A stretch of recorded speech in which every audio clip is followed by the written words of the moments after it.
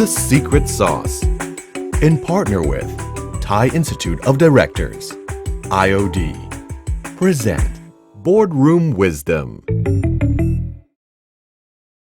The Secret Sauce Boardroom Wisdom ตอนนี้เราคุยกันเรื่องธุรกิจโรงแรมหรือว่าธุรกิจที่เกี่ยวข้องกับการท่องเที่ยวและต้องบอกว่าเราได้รับเกียรติมากนะครับเพราะว่าเราได้คุยกับผู้เล่นรายใหญ่ที่สุดไม่ใช่แค่ในประเทศไทยแต่เป็นของโลกเลยครับเป็นผู้เล่นระดับโลกเลยนั่นก็คือบริษัท ไมเนอร International นะครับเราพูดคุยกันหลายเรื่องไม่ว่าจะเป็นเรื่องตัวธุรกิจเรื่องการ raise fund เรื่องของกลยุทธ์หลังจากนี้จะเป็นอย่างไรผมพูดคุยกับคุณบิล ไฮเนกกี้นะครับแล้วก็คุณดิลิปราชากเรียวซึ่งเป็น CEO นะครับแล้วก็แน่นอนครับวันนี้มากับพี่บอยกุลเวชเจนวัฒนวิทย์สวัสดีครับสวัสดีครับเคนครับบอร์ดของ ไมเนอร International น่าสนใจยังไงครับน่าสนใจยังไงใช่ไหมครับเป็นบอร์ดเชิงรุกเพราะว่าธุรกิจของ ไมเนอร International เนี่ย5 ปีที่ผ่านมาเนี่ย revenue โตขึ้นมา3 เท่าโอ้โหนะครับนอกจากนั้นแล้วเนี่ยโตจากที่ต่างประเทศด้วยแล้วก็โตแบบมีการไป take over ใช่ NH Hotel ที่เป็นเชนโรงแรมขนาดใหญ่ในยุโรปใช่จนกระทั่งตอนนี้เนี่ย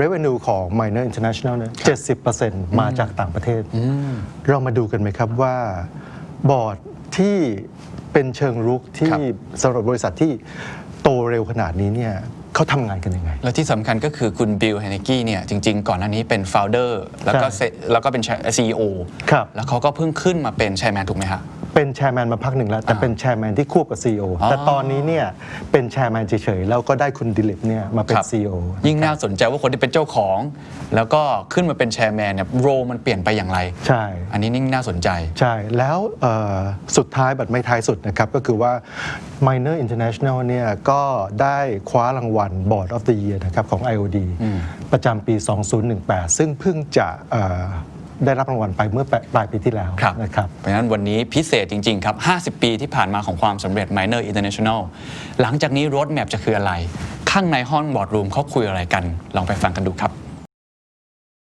So Mr. Bill and Mr. Dilip thank you for joining us today I think we are living in a very difficult time COVID had an impact all the industry all around the world let you tell me about your business situation today? Well, who would like to take this one first? Today I think we're facing a crisis that we've never faced before. Certainly this is my first pandemic and it's much worse than anything we ever saw with SARS or even during the financial crisis. I think all other crises are more like a walk in the park compared to this. What about you? I think it's the same. What started as a pandemic or humanitarian crisis has now turning out. What we are worried is that it's turning out to be an economic crisis, which I think it's not just specific to Thailand, but it's a global crisis, and that's the reason. We've gone through many crises before in Thailand, but this is the first time where we're facing a global crisis, which is worse than the global financial crisis as well. And the long-term implications of this is going to be quite severe. Right. So how does it affect to Miner International? Well, how big? The effect is huge because during the second quarter, which was probably the worst period when many of the countries in the world were locked down, we had little or no income coming in across the hotels and the restaurants and the lifestyle. Fortunately, we were able to pivot very quickly in food, and we were able to pick up in delivery what we lost in dine-in. The hotels have some stayed open during this period, but obviously the results were extremely poor as they were just open for humanitarian reasons very often. And lifestyle with the suspension of all shopping centers basically stopped. Right. So it was by far one of the most severe financial crises we faced because so little income was coming in. Kun Bill and Kun Dilip, what are the top 3 lessons learned that are so important during the COVID time for you? Well, maybe I'll give one. I think, the first lesson that I think is that during these sort of crises you have to react very quickly. You have to be very agile because it's a very challenging time, and I think those that responded most quickly will come through it faster and better than others. I think a second rule is really the conservation of cash. You know, I think when you see a situation like this where basically you have a huge overhead of staff, we have a very large staff scattered around the world, as well as lots of responsibilities, financial responsibilities, leases and other requirements that we have to meet. It was important to conserve cash and in our particular case also raise cash. So cash truly is king during a crisis. Maybe the third one I'll leave the middle. I think for us, in addition to the two, survival was the main criteria because people talk about medium-term, long-term plan and all those things, but it doesn't work in this crisis because you have to think about today, you have to think about what's going to happen next week and act really fast. And also the well-being of our team members was also important for us because thankfully, we employ about close to 80,000 people all over the world. And so far we haven't been affected, any of the team members with COVID. So we had to take all the precautions to make sure our team members were safe and their safety was good, and also help them as well. So I think, and then from a business perspective, we had to make sure that we plan for survival, and we had to take all the necessary steps to see what would be, you always look at the best but plan for the worst. So that's what we did. So can we talk about financial position? You have raised capital around 25 billion baht, right? Such as bonds, warrant, and also right offering. So what is the result and what is the purpose of this money? Well, I think first it was to prepare the company for the crisis that we're facing. We don't know how long COVID will last. We don't know how much it will affect us. So I think it was important to make sure that we had sufficient funds to take us for the foreseeable future. And I think it was also important that we move quickly because our industry, like the transportation industry, the hotel industry, hospitality, is probably the most severely affected. And I think the ability to raise money, if one waits too long, will either get impossible or very expensive. So we chose to move very quickly. And we were rewarded by, I think, outstanding support for the bond offering. The rights offering was oversubscribed, and the share will go ex-warrant tomorrow when it's given to all existing shareholders. So are you confident what you have done will ensure your survival? How long will COVID last? We don't know. That's it. We don't know either. So, but for the time being, yes, we're quite comfortable seeing it through into the next year. If we look at this COVID situation as not only as a risk but as opportunity also, what are the opportunities that has presented to Minor International? The first opportunity, I would say, is a learning exercise. We've learned more from this crisis probably than we've learned from learning any exercise. It's a real learning exercise. I think, beyond that, Dilip can comment. I think, it has actually presented us with quite a few opportunities because, I think with this crisis, whether we like it or not, most of the bigger companies will survive because of their strength. And as Kunbil was saying, we have shored up our liquidity to make sure we have enough cash to last us for the next 12 to 16 months. So we don't have to worry about it. And also the fact that, the company is strong from a distribution, digital perspective and all those things. And actually, during this crisis, we've had one hotel which was rebranded from a Movenpick into Oaks in Dubai, which was fantastic for us because I think some of the small operators will start to fall and some of the big operators will become stronger because of their distribution strength. And also we had another hotel in Seychelles, which is a very iconic property, one of the best hotels in the world, has been also rebranded as Anantara. So again, we assumed on that. And part of that is also during the COVID, we also invested on cloud kitchens. Cloud kitchen. Yeah, so we invested on 10 cloud kitchens on the Bonchon, and that has performed exceptionally well, from what we thought. Our delivery business actually in the month of April was 3 times the month of Jan. So our delivery was very strong. And that's because we acted very fast in terms of technology, in terms of digital, and also creating these cloud kitchens, which was really quick to execute. So I think those are the opportunities we have been presented so far, and we are looking at more as well. But unfortunately, from a capital perspective, we are preserving cash. So even though there are quite a few assets out there in the market at a distressed price, we don't know whether it's still distressed or not. So we don't want to invest at the moment because we've been very cautious in terms of preserving cash to make sure that we can actually have the best outcome in the future. And strengthening our balance sheet was important, strengthening our liquidity was important, and those are the measures we've done. And that was based on what we see as a worst case scenario. Right. Some investors told me about your debt to equity ratio. Can I talk about this? Sure. Yo-Yo, can you tell us more about debt to equity ratio that someone is very confused about this? So I think on the debt to equity ratio, if you look of your organization. Yes, if you look at our organization in Q2, we were pretty quick to go to our bondholders and get a waiver in case we breach the covenants. So that was our plan B, which was accepted really well because all our bondholders, they agreed, and that was approved, the waiver.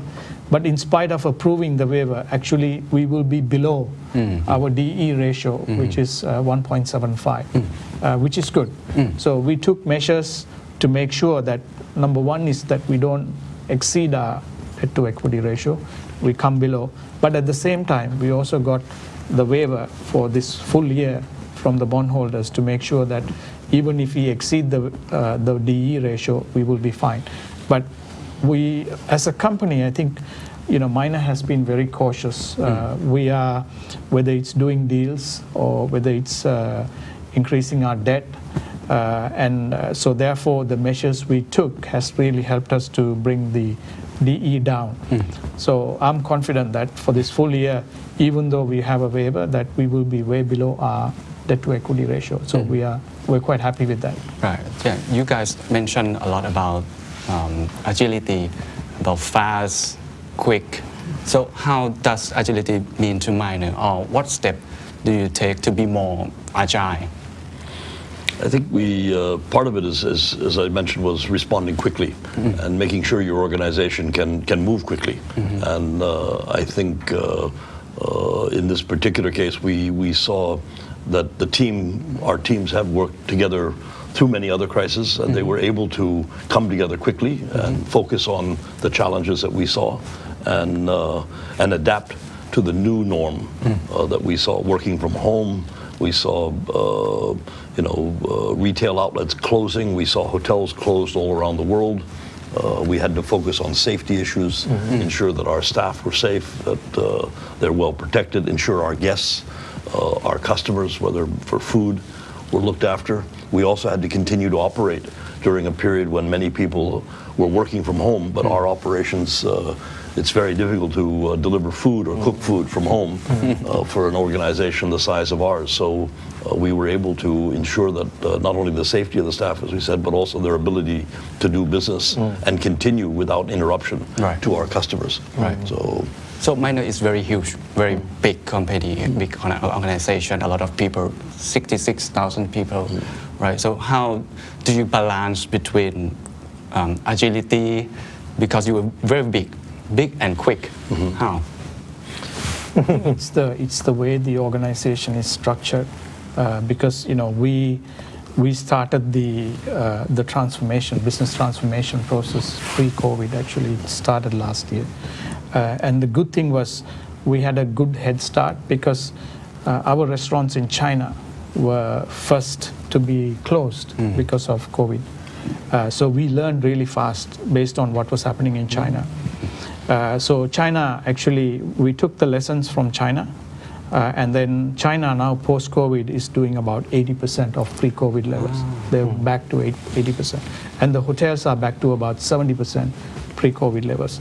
So when COVID hit Thailand or the other countries where we operate, we were able to move really fast to protect our employees, to protect cash, to restructure the manning, to plan work from home, to plan the technology, the new technology, digital things which we have done on the food side, because we immediately extended for example, the BOGO by another month. So we were very quick to act, and that actually really helped us in terms of the food. Actually, the food on the delivery side, our mix pre-COVID is about 30% of the total sales. And delivery actually became 75% of our total sales because delivery levy. And the month of April, we saw delivery like 3 times. Oh, wow. And today, the delivery continues to increase. And now our dine-in business is about 60% of pre-COVID, which is good. But that's because of some of the plans and some of the actions we took to get the business back on its feet. So we were agile, and we also transformed the organization, where people are now more multi-skilled rather than working in silos. So that was another thing we did. Now, Minor International has been an inspiring story for everyone. A company that was a local company that has grown 3 times in the past 5 years. Now you have 535 hotels, 2,212 restaurants, and your revenue is 70% from abroad. Who do you benchmark yourself against right now? And in 3 years' time from now, what will happen to Minor Group? How will the world see Minor Group differently from today? I think benchmarking, we try to take really a global standard. We're looking at the best players in the world. So we measure ourselves against players like Marriott or Four Seasons or Aman or anyone in the world. And we try to measure that. The same thing with food. We're measuring always our performance in food against Yum brands or McDonald's or anything else. I think if you're going to be a global player, you have to compete at a global level, and you have to measure yourself on that global level. We can't consider ourselves a Thai company. We have to consider ourselves a global company. And so I think that's first and foremost a way to benchmark, against those sort of competitors. Many of them, people like Domino's, are key players in the world of pizza delivery. So by benchmarking against them, we can measure ourselves and compare ourselves to their best practices and success. Oh. And what about 3 years from now? I think if you look at Minor is, I see Minor very different to any other global companies. The reason is because we have 3 core businesses. We're one of the largest hotel companies today in Asia Pac. We now rank 22 in the world, in the largest hotel companies in the world. On the food side, which is a cash business. We are the largest again in Asia Pac, and then we have also the lifestyle as well. So our businesses are very different, and not many businesses actually have our same business model. And the reason being, because we've always been driven by an entrepreneur. So it's not a paid CEO or a chairman who's running the business. It's an entrepreneur who runs the business. And we've been very opportunistic in terms of acquiring all these new businesses as well. I don't think any other, say if you take Four Seasons will not acquire another brand. They will want to stay as Four Seasons. Aman will want to stay as Aman. But in our case, we have 8 brands today, and 8 brands are positioned in the different segments, which means we can also capture our guests in all the segments. We're doing the best safari experience in Africa. We have the Anantara brand, which is now today seen as the number 6th luxury brand in the world. Wow. We have Avani, we have Tivoli, we have NH, which is a global brand as well. And then if you look at the food side, again, on the pizza, we command the market here in Thailand. On bonchon, I think we're the largest chicken player today in Thailand as well. So I think, that actually helps our business to be very agile and very focused and very strategic with the different pillars we have. So in 3 years from now, I think I would say the business, I think we will stick to our knitting. I don't think we're going to go and buy something else, but we will stick to the three things. But within the three business segments, I think there will be more opportunities which will come where we can really grow the business and make it much stronger. So it's about diversification Yes. also. So let's talk a little bit about disruption.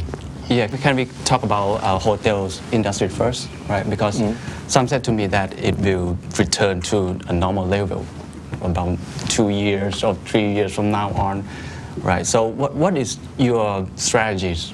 What is your reopening strategy or strategy to survive in this period about tourism industry? I think you're absolutely correct. I think tourism will return. I think people need to travel, both for business and for lifestyle or leisure. We live today, for experiences very often. So for me, there's no doubt in my mind that it will return. How long it will take to return to the norm that we saw before, I'm not sure. It's probably going to be minimum another year, and possibly 2 or 3. One of the things that will have a big role to play is whether we have a vaccine or not. But as we've seen already in China and in other places, you have to begin to operate even without a vaccine.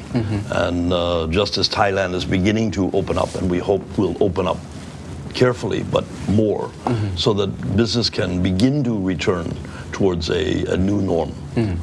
Obviously, we all have to be more careful than ever before. Social distancing, masks, and various other steps and precautions that we've taken will play a very major role.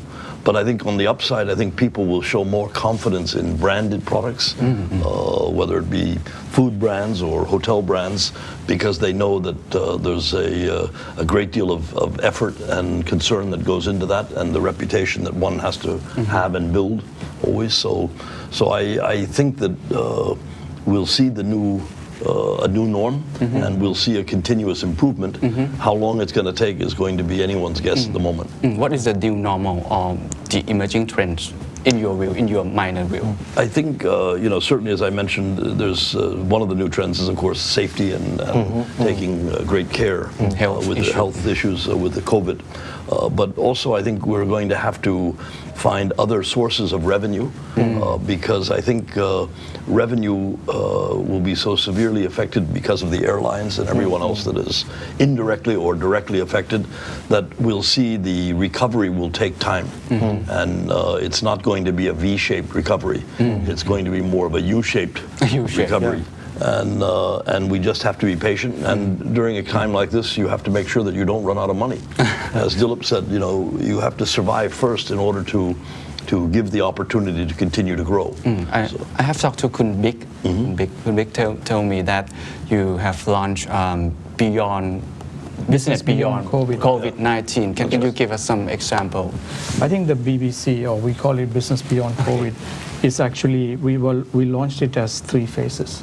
The phase 1 was now, which means protecting our employees, safety, cash flow, preserving cash, making sure we have enough liquidity, raising funds and all those things.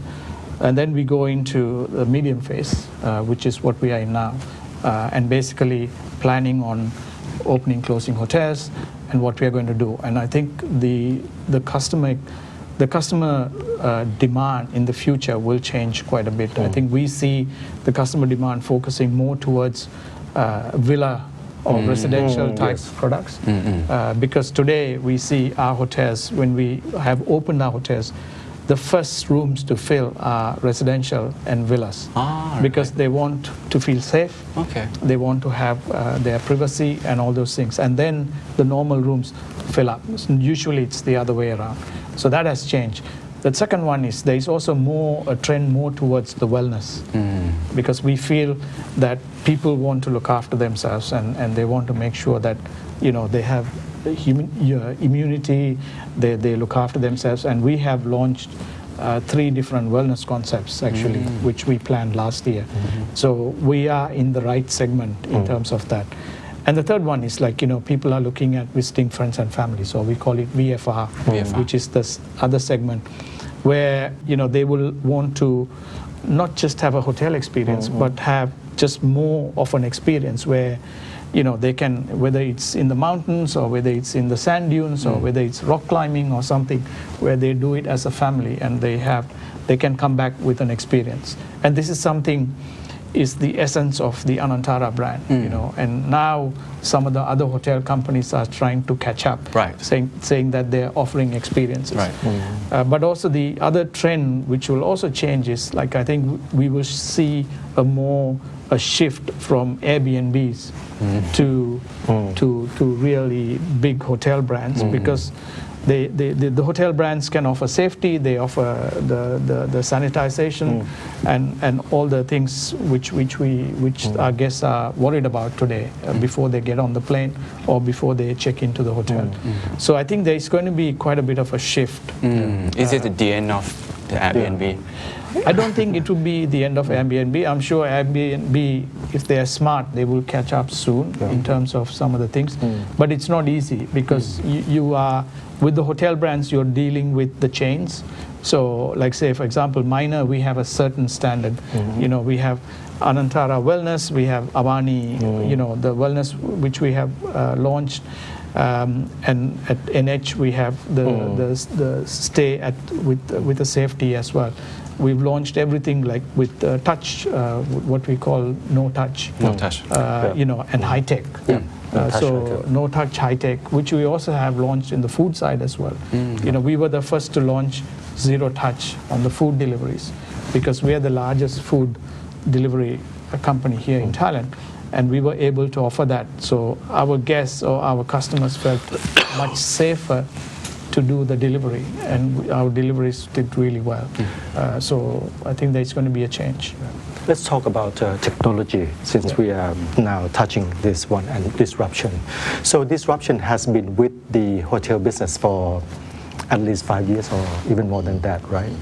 We had TripAdvisor, we had like Agoda, and then came Airbnb, and it sounds to flip, right? And as you said, Kundilip, that people right now after COVID, they want to stay in a place where they feel safe. So big names of the hotel become trusted. What could be the next disruption in the hotel business? Where does it come from? Certainly one of the disruptions we already see is, for example, you mentioned Agoda or Booking.com. Today, many people now who used to just seek out the lowest rate now and then worry about whether they have to pay in advance, travel plans are being disrupted, flights are being canceled. Now can they rely on that? So what we have noticed is a greater return to the websites directly of the hotels because they will generally guarantee that you can get a refund even if you make an early booking. And allow more flexibility in this new norm that we see of travel. So certainly that's dealt a bump in the road for people like Agoda and Booking.com. And as we can already see, the travel industry, many of them have had to lay off people now. And I would say that from our digital technology, we've been using this opportunity as a way to move more quickly ahead while others are having to contract. Yeah, because we see that also like on the food side as well, because if I look at the food, we launched 1112D for Minor, so which means you can buy all our brands within one website, and therefore we were able to switch the business from the aggregators to our brand as well by doing that, because today you can buy pizza, you can buy burger, everything in one marketplace. And also the fact that we've managed to create a data lake with all brands into one has helped us a lot because the customer reach is much more, and we are able to reach out to our customers with the offers and promotions and all those things, which we couldn't do in the past because the brands were working in silos. On the hotel side, it's the same thing. Our digital platform is quite strong. Even though, yes, the OTAs, they spend a lot of money on marketing, which, we can't afford to do that. But at the same time, we see that there's been a shift from the OTAs to us. And even most of the OTAs are now becoming meta search as well, because, how they started. And it doesn't work that way. So now they're becoming into a meta search engine where they're getting rates from every single platform to sell it, to on-sell it. But the guests are not comfortable, as Kunbil was saying, to go and buy it because they're not sure what will happen. But so they then go to the brand because when they go to the brand, they have a direct communication with the brand. Have you ever considered about your platform, hotel platform, to compete with the other OTA? Like you just launched your delivery platform, right? Yes. So what about online travel agency? Because you have many hotels in your portfolio. Why don't you build your own platform? So we are at the moment. We're not only building the own hotel platform, but also building a loyalty platform as well. So the loyalty platform will go across all our 8 brands today. So if you're an Antara customer, you can go to NH, you can go to Oaks, you can go to Avani, anywhere, and you will be a loyalty customer across that. So we are extending that, and that will be launched early next year. So the hotel becomes almost like an OTA. But we are now extending that further with the partnership with a company called Global Hotel Alliance. So GHA has more than 50 hotels. And Hotel brands. Hotel brands, and more than 600 hotels. So like Kempinski, Omni, Marco Polo, Pan Pacific, and also, so it becomes almost like a Star Alliance model where you can use any of the airlines or any of the hotels, but you get the benefit across all the brands.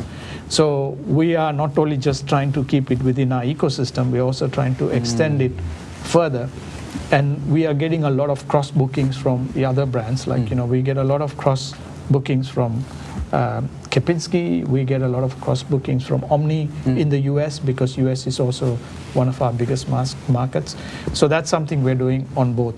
So with the challenge going on, what keep the management of Minor International awake at night? People, I think. People. Yeah, worrying about the people, trying to ensure that we can retain our very best people during a very difficult time. Having to make certain reductions because we have to match the revenue model that we now see, but yet you have to do this with great care. So can we go back to wellness? Because I think I have talked to a lot of business leaders, business owners, and wellness, safety, sanitary is very big issue, very popular trends on everybody's mind. So my question is, what makes Minor International different from others? I think first we're very committed to this wellness, and when we're talking wellness, we're talking wellness experiences and for our guests in the hotels, and we're working with a number of very well-known international brands, one being Clinique La Prairie out of Switzerland, which we'll be launching in the St. Regis. We have another working with Bumrungrad Hospital and Vital Life for a new concept that will be on the river called Raksa. We have another one with VLCC, which is one of the largest in India and the Middle East, spa and wellness operators, I should say, more than spa, and that will be opening in Hue Hin. And the last one we have is Verita, which is one that will be opening in both the Anantaras in Bangkok shortly to provide in one case a clinic and in others IV treatments, which will help people with their immune system or energy or whatever they happen to need. So I think because we own so many of our hotels and we're so committed to the growth of our brands, we felt that it was important that we pioneer this, just as we've pioneered many food and beverage concepts, because we think that to be only focused on hotels or hotel rooms doesn't give the customer the full experience, because the full experience has to include all of the things that Dilip said, the experiences inside and outside the hotel. It includes food, it includes wellness, it includes experiences. So you've got to bring all of these together. And I think one of the things that will set us apart from many of the other international chains is our emphasis on trying to pioneer some of the best and most exciting experiences and wellness packages that can be available to all of our customers. What about you? I think it's the same, because I think, in fact, the wellness, it's 4 different pillars. Like, if you look at each of them, the wellness model is different. So we're pioneering all 4, and basically, you take the best, and then we will roll it out, and that's the whole thing. And actually, today wellness has transformed in a big way today. Like, because Thailand is very famous for its spa, pampering, and all those things. But I think customers are looking beyond that, because I think Thailand as a destination is strategic from a health and wellness perspective, because there is a lot of people who would like to come here, whether like the clinic La Peri is like, instead of going to Switzerland and staying in a cold country and all that, like you can come to Thailand, where you have the weather, you have the people, you have the food, you have all the other experience whilst you're doing your wellness as well. So that's something which we are trying. And it's all aesthetics, it's IV treatment, so basically you get treated for what deficiency you have instead of just giving you a vitamin boost. And each of the wellness is focusing on different types of customer segment. And the wellness is good because, when you have a wellness concept, the length of stay for our guests, you're looking at least 7 days to 14 days. So immediately you increase the length of stay, and they're willing to pay because people want to look after their mind, their body, their soul. And also, especially at this time when a lot of people are stressed, I think the wellness is a business which really does well. We've always seen that because people want to go and de-stress because they're under so much stress.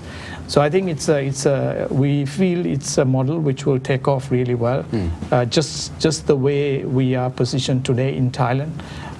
With all the facilities we have, and also especially with our brands, it works really well because you can enjoy a luxury hotel stay whilst you're also looking after yourself, and your husband can go and play golf, your kids can enjoy the kids club, whilst the wife goes and has IV treatment or get a full aesthetic treatment done, and this is everything. We're doing stem cells, we're doing everything. So I think we've taken the wellness to another stage. I don't think any other hotel company has done that. So we were I think Bill's been very passionate about it to drive this because he feels that there is a niche market to that. And that's what we want to explore. Bill's getting older and more smart. Given the growing concern on climate change, on water shortage, on pollutions, I can, when you have a resort, there's more waste, there's more environmental impact. What's your role in making sure that wherever you go, there is a positive contribution to the society and the environment? I think sustainability is a key agenda on our board as well, and it's very important for us. We've won many sustainability awards here in Thailand, but we don't do things to win awards because we do things to make sure that we protect the people, the planet, and the place we are. So each of our hotels, actually, including management and the board and the executive team, has a KPI in terms of sustainability to reduce waste, to reduce energy. And we measure it every quarter, and we also then we are part of Dow Jones Sustainability Index. We're part of the FTSE for Good, which we've been recognized, and also we are part of the ESG as well. So I think, and we for us, each of the hotels have a responsibility in terms of the projects they do. And also, I think the last few years, we've also had, because sustainability is so important for us, as part of the minor awards, we also have the Best Sustainability Award as well, for the best hotel or who's done something to the environment. So I think we do it every single year. And that has created a culture in terms of people actually taking ownership. And also, like, we believe that we can attract more talent, because I think the younger generation today, they navigate towards brands which actually focus on sustainability. They don't navigate because of the money, they don't navigate because of the position. Of course. They navigate more towards sustainability. And if they feel that these companies are doing something good, I think we can capture them really well. And this is what we have done. And we have a separate sustainability report as well, which we disclose by all the projects we do. Whether it's we have many, like whether it's water preservation, whether it's energy reduction, whether it's social responsibility, culture in certain countries, and also creating employment for the people who are disabled, and giving them a life as well. What about you, Bill? Over 50 years, had anything changed from day one to? I think the story that I tell everyone is that what made us successful for the last 50 years is certainly not going to guarantee success in the next 50 years. Sure. We've had to change, and we've seen this even more so during the COVID, when people have had to change. We have a new norm, when people can't travel, even if they want to or need to, with countries being locked down. So I think that we are very much focused on what's going to be the new roadmap to success over the next 50 years. Wow. So we're going to need to change things. We've got Gen Z, which has got a very different view. They may not want to work for a company for 50 years anymore. They want to work for a certain period of time. They want to achieve success. They want to achieve financial rewards. And then they may want to do something completely different, which is very different than the world we used to know, where you rewarded longevity, you rewarded people that spent their life and their careers building a company. Today it may be very much more to groups and sprints and what have you is the new norm. Can you tell us a bit about a new roadmap? I think we're letting Dilip focus a lot on the new roadmap. He's been, with what we've learned in Europe also. How do we apply some of those learnings, the good ones and negative ones? In Europe, the model that they have there is very different from the one that we operate in Asia or in the Middle East, because they have many more owned hotels and many more managed or leased hotels than we have. We're much more focused on managed hotels. So I think as we find the most suitable model for this new period, you'll see a number of fine tuning going on to do that. And I think also bringing to bear the strengths that we have, whether it be in wellness, as we've already discussed, or in food. Because today we're seeing many of the concepts that have worked so successfully in the food business now having an application. Coffee clubs replacing all-day dining restaurants in Holiday Inns or various other hotels. So there's going to be a lot of new things that are going to be happening. Not only technology, but also in new products and what have you. Bonchon chicken was a new, very hip product, I would say, that we're very excited about. It's been receiving rave reviews. It's probably one of the top chicken brands today in Thailand and growing very quickly. We've opened the first store in Phuket, and it was resounding success. We did the first one in Chiang Mai, also a resounding success. So we're seeing this has application all over Thailand, and perhaps it has application in the right with the right team and the right group in other parts of the world. So we've seen the success of Coffee Club in Australia, and now we're trying to replicate that in other markets around the world. So and food is going to become with the emphasis now on so much delivery, is also going to be present many opportunities and many challenges. So we've got to be there and make sure that we're successful. Right. I think one of the key success of Minor is about merging and acquisition strategy. So can you tell us about your strategy?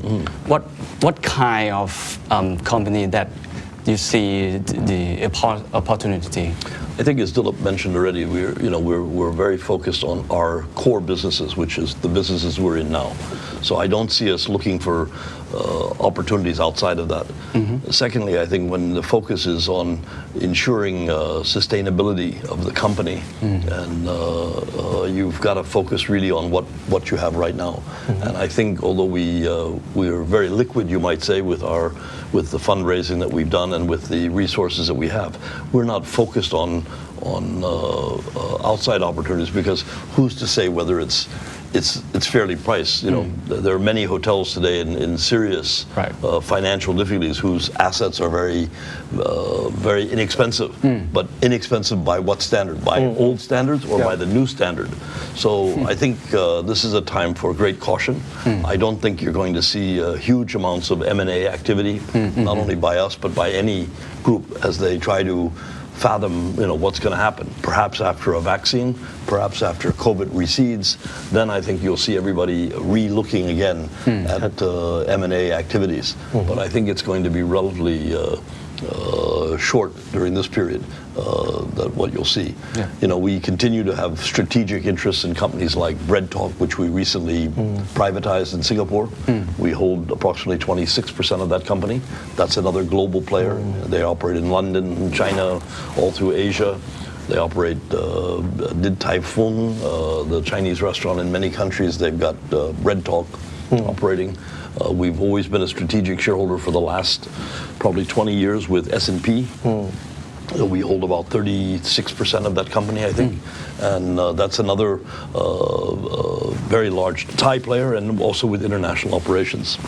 So we do have a lot of opportunities which are captive within our ecosystem, you might say. And we're very committed to helping them grow along with us. So we in the hotel business, we own 50% of Elawana, which is our African partner, and we're committed to that. NH Hotels, we acquired about 95% of that. So obviously we're very committed to that, but we still are a public company there, but we'll be looking at where that should go in the future too.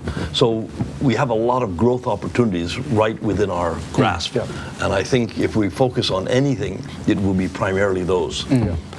Let me ask you something about M&A, because Minor International, your business model is expanding a lot from M&A, but M&A to me is like a wedding. It's just a transaction at the time.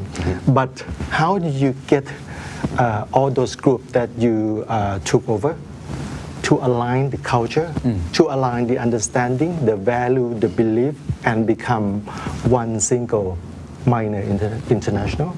I think if you look at some of the M&A transactions we have executed in the past, maybe I can give you some examples. Like when we acquired Tivoli portfolio, it's the first time Minor stepped out of Asia, Middle East, and Africa into Europe. So which was a portfolio which was based in Portugal and Brazil. So 14 hotels which we acquired because it was very opportunistic. The brand's 85 years old, well established, commanding number one position in those countries and all those things. So what we did was, unlike some of the other hotel companies, we actually we set up our office there, and we take the best practices of those people, and we see how else we can help, but with our distribution, with our strategy and all those things. So we don't go in and change everything in day one because that will be a total disruption. Sure. And you pretty much you lose the value of the company and you lose the essence of the company because it's the people's strength.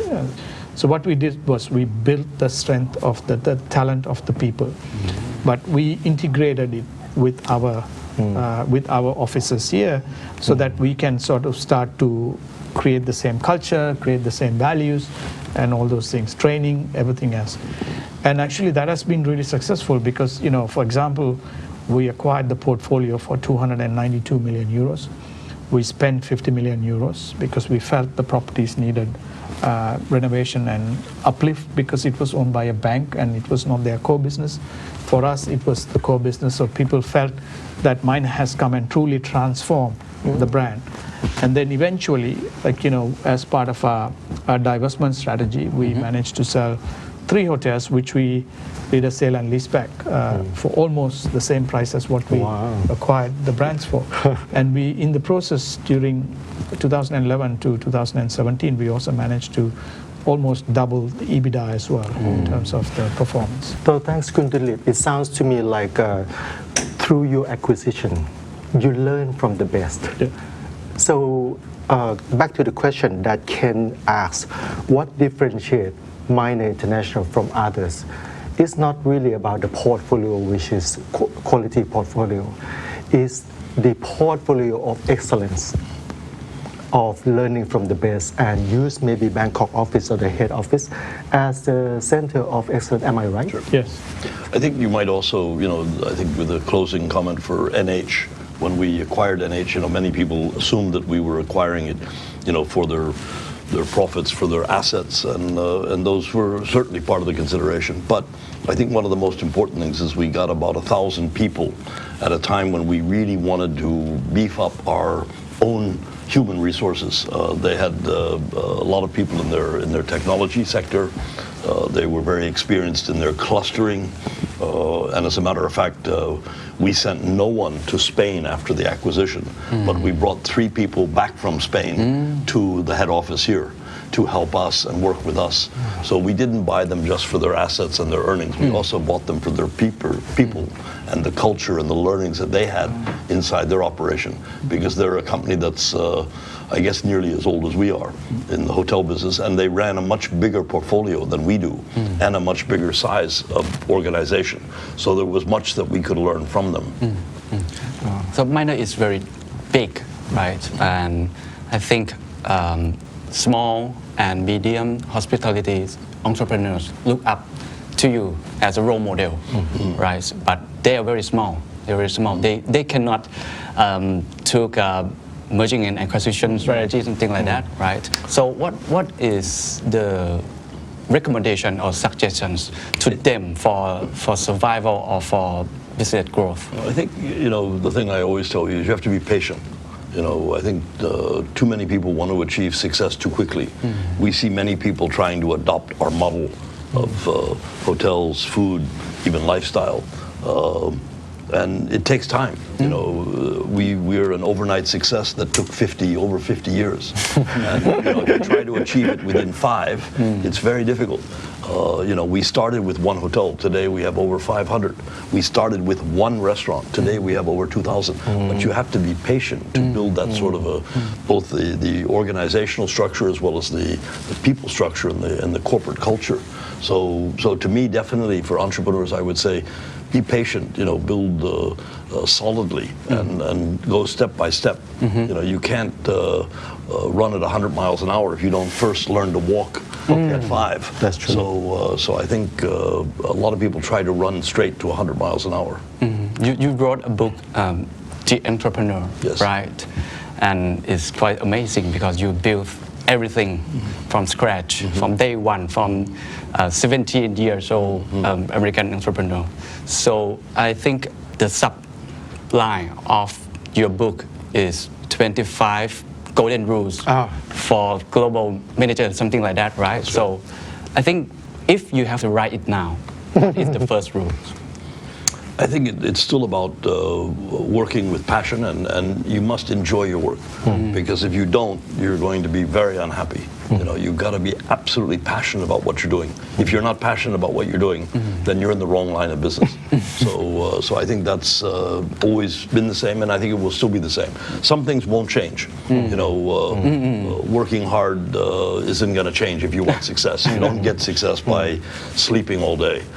So I think there's many things that are benchmarking. Measuring yourself against the very best in your industry, the competitors, and is just as important today as it was 50 years ago and as it will be probably 50 years from now. You're always going to be learning from those sort of things. But what's going to change now is the way people think, the way people operate, and the new gen, which we have to all understand. I'm from the baby boomers age. You have Gen Z and Gen Y, and they all have a different way of looking at things now. Right. And we can't ignore those. Right. Some writers compare you to your characteristics to shark. I think it assume that you can bite, not by me, right? Bite the opportunity, right? I think one of the most important skill for business leaders is try to find new opportunity all the time, and I think you are the one of the best business opportunity seeker. So can you tell us about this? I think again it goes back to this thing of patience and learning step by step. We had fantastic support when it came to making the NH acquisition, which cost nearly $3 billion from our banks, from our shareholders, from our board of directors. But you have to remember that it wasn't our first move. I think one of the first moves, and Dilip was behind it, was with Oaks nearly 8-9 years ago. And then after that there was Tivoli. Each one was a bit bigger, so Oaks I think was about 100 million Australian dollars at that time. Tivoli was about 300 million euros, and then finally the latest one was NH, which was nearly 3 billion. But we didn't start with NH. Today you could see a lot of companies, and some of them are very close to home here, that have started with a very big acquisition, and then they find it very difficult because you can be too ambitious sometimes. You can aim too high. And that's fine as long as you have all the resources. But if you run out of the resources or run out of cash, as we've seen, many companies that had some very good brands and had some very good projects here in Thailand, but they followed a similar model with developments and hotels and food, but they didn't have the sustainability, and they perhaps moved too fast. So you've got to do it. It's got to be a very careful balance with both growth and with resources, financial and human. Passion and patience. Passion and patience. So can we get a bigger picture? Thailand as a country. Tourism industry plays a big role, right? It drives around 15 to 70% of Thai GDP, and we have to say that Thai government have a response on COVID-19 very well. We are one of the best country respond on this issue, but we have to balance between economy and health, right? Because every country try to close the border, and I think last few months you just wrote a letter to our Prime Minister Prayut Chan-o-cha about this issue. So what do you feel now, or what steps should Thai government take to maintain the balance? What is your recommendation? I think we were one of the first companies to call for the government to close down and lock down. You might say hotels, restaurants, and everything else, to take quick action, because we'd seen what happened in China. We could see what was beginning to happen elsewhere, and I was very pleased that the government did exactly that. They did move very quickly to close down and to bring things under control. And today we have the success that Thailand has achieved with COVID-19 in fighting it. But we're now moving to the next phase, and unfortunately, if we don't adapt, we're likely to find that the cure is worse than the disease. The economic pain that we may suffer as a result of keeping our borders closed. It's almost like the trade wars, but it's only this one is about tourism and health, and we closed our borders so that to protect ourselves. And you could say the same thing about trade. If you close your borders, yes, it may be very good for your country, but how do you then grow, or how do you then play a bigger role in the rest of the world? So Thailand also has to play a major role in helping the world to emerge successfully from this crisis. We have many neighbors which are fighting the crisis, and they may even have it more seriously. But the minute they have it under control, whether it be in Singapore or Malaysia or Hong Kong, all of which have had relapses, we have to be ready to support them and to begin to open up again. But we have to do it with great caution. But nonetheless, if we don't open up, we could see that this economic recession and crisis that we're facing and health crisis is going to be with us for many years to come. So it's absolutely critical that we find a middle ground, a middle road to emerge from it. And we have to emerge quite quickly because we could see unemployment go up to the highest levels Thailand's ever seen. It's already very high. We already had the good example of what's happened in America. When you have large unemployment, you also get large amounts of demonstrations. You get a lot of very unhappy people. And for Thailand, I think it's important that we observe what's happened elsewhere and try to take the best practices. We, being a global company, we have a chance to see how governments have reacted in the UK, in Australia, in Singapore, in Germany, in Spain. And it's always a bit disappointing to me that our government hasn't followed what's gone on, the stimulus that has been done in these other countries. And it's all there for everyone to see. And it's also you can use the resources of the organizations rather than trying to find ways of giving people 5,000 baht, ad infinitum and not knowing whether it's going to good use or not. You can fund it by supporting the companies that can rehire or maintain the staff instead of laying them off. Agree. And that's what's happened in most other countries of the world. Unfortunately, I think our Social Security Act has been very limited, and it only applies for 3 months. And if you're terminated, it only applies for 6 months. So in a pre-pandemic world or a pre-COVID world, that may have been acceptable. But today, under COVID-19, we're finding that this is not sufficient stimulus to help all the companies that are facing this crisis and trying to look after their staff. And of course, minor is very labor intensive with 60, 70,000 people around the world. So we're very cognizant of that. And one of our biggest bases is Thailand, where we employ an awful lot of people. Probably close to, I guess, 20,000 people somewhere, around the whole of Thailand. So it's absolutely critical that the government studies carefully what's going on elsewhere and begins to support as much as they can to those companies.